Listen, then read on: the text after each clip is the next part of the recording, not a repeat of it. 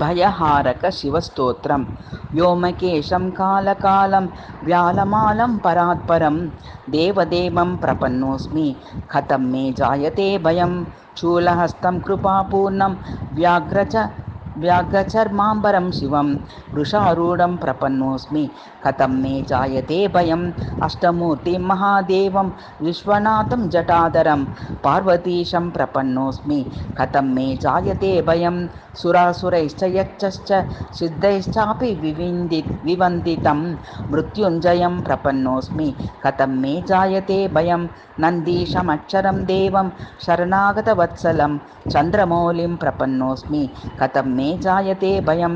లోహితాక్షం భవబోధితారకం సూర్యతేజసం శితికంఠం ప్రపన్నోస్మి కథం మే జాయతే భయం. శంకరం లోకపాలం చ సుందరం భస్మధారిణం వామదేవం ప్రపన్నోస్మి కథం మే జాయతే భయం. త్రినేత్రం త్రిపురధ్వాంతధ్వంసినం విశ్వరూపిణం విరూపాక్షం ప్రపన్నోస్మి కథం మే జాయతే భయం.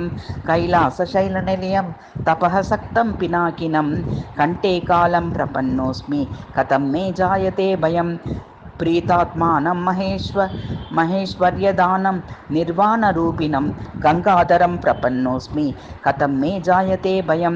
య ఇదం స్తోత్రరత్నాఖ్యం శివస్య భయహారకం పఠేదనుదినం ధీమాన్ తస్య నాస్తి భయం భువి.